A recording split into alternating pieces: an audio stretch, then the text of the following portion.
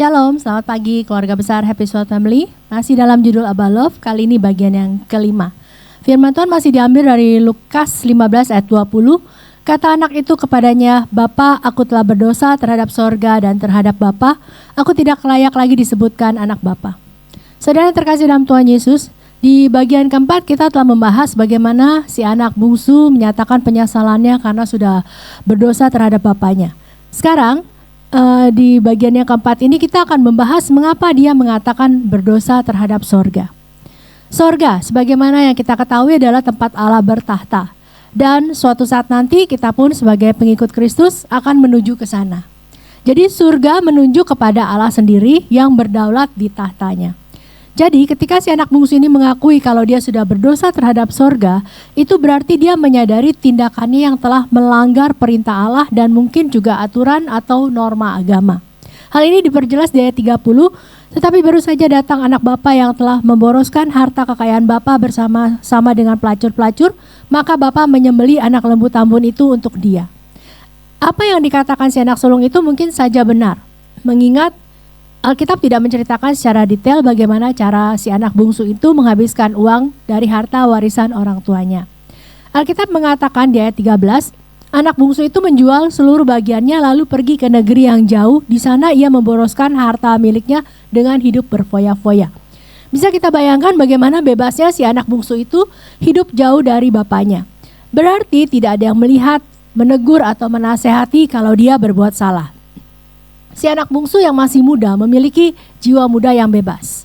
Selalu ingin bersenang-senang dan menikmati hidup dengan masa mudanya walaupun dengan cara yang salah.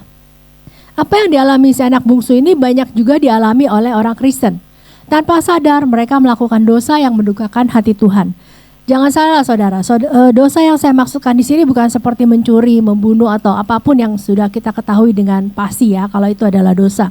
Yang saya maksudkan di sini adalah dosa yang tanpa saudara dan saya sadari itu adalah dosa. Lalu dosa seperti apa? Dosa ketidaktaatan dan ketidaktundukan. Mengapa si anak bungsu itu menyadari kalau dia sudah melakukan dosa terhadap surga, terhadap kedaulatan Allah? Hal itu karena dia menyadari kalau dia tidak taat dan tidak tunduk kepada bapaknya. Kalau saja dia taat dan tunduk, maka dia tidak akan mengalami kesengsaraan seperti itu. Mungkin saja bapaknya menasihati dia sebelum dia memutuskan untuk pergi ke negeri yang jauh, tapi dia tidak menggubrisnya. Dan itulah balasan dari ketidaktaatan dan ketidaktundukannya, yaitu kesengsaraan. Tanpa sadar, kita yang mengaku sebagai pengikut Kristus juga tidak taat dan tidak tunduk. Jangankan kepada Tuhan yang tidak kita lihat. Kepada orang-orang yang diberikan otoritas oleh Tuhan yang kelihatan oleh kita, kita tidak tunduk. Atau kita mengatakan ya di depan pemimpin kita, tapi di belakang ada omelan-omelan, gerutuan, bahkan mungkin kata-kata yang tidak pantas diucapkan untuk sekedar mengungkapkan ketidakpuasan kita. Apakah seperti itu yang Tuhan inginkan? Tentu saja tidak. Bapak Gembala telah mengajarkan kepada kita tentang ketaatan dan ketundukan. Tapi apakah kita sudah melakukannya? Banyak orang yang mengatakan tidak mudah, dan memang menjadi taat dan tunduk itu tidak mudah. Dan saya setuju kalau taat dan tunduk itu memang tidak mudah. Kenapa? Karena ada harga yang harus dibayar, yaitu harga diri. Karena kalau kita mau taat dan tunduk terutama kepada Allah, maka kita harus merendahkan diri kita di hadapannya, memikul salib dan mengikut Dia. Pada saat kita berkomitmen untuk mengikut Dia, maka bukan kehendak kita lagi yang jadi, melainkan kehendak Tuhan. Dan seperti yang dikatakan oleh firman Tuhan, rancangan dan kehendak manusia bukanlah rancangan dan kehendak Tuhan. Apa yang kita mau bukan yang Tuhan. Apa yang kita mau belum tentu itu yang Tuhan mau. Dan apa yang Tuhan mau dalam hidup kita kadang sulit bagi kita untuk menerimanya. Karena itulah taat dan tunduk membutuhkan 3K. Komitmen, konsekuen, dan konsisten untuk terus melakukan kehendak Tuhan dalam kehidupan kita walaupun itu terasa berat dan sulit.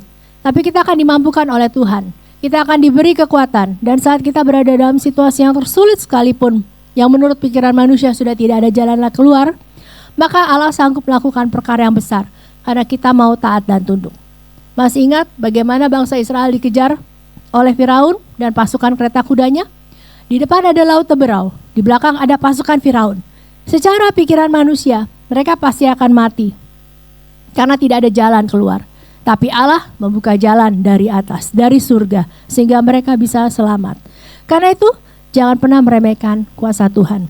Jangan pernah membatasi keluar kuasanya dengan berpikir atau mungkin mengatakan, Tuhan bisa gak ya menolong saya?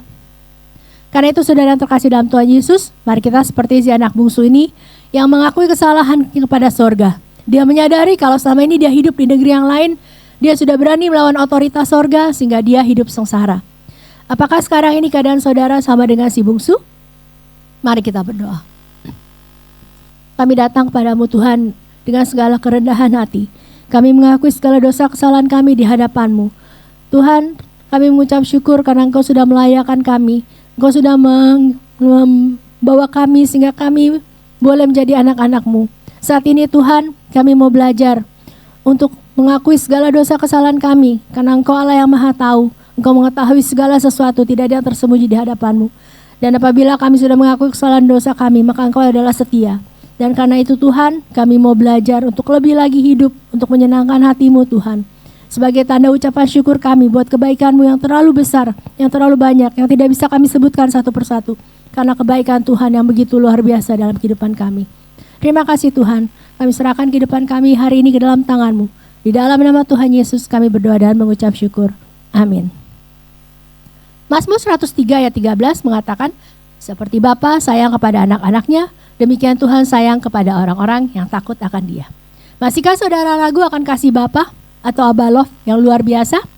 Selamat beraktivitas, Tuhan Yesus memberkati.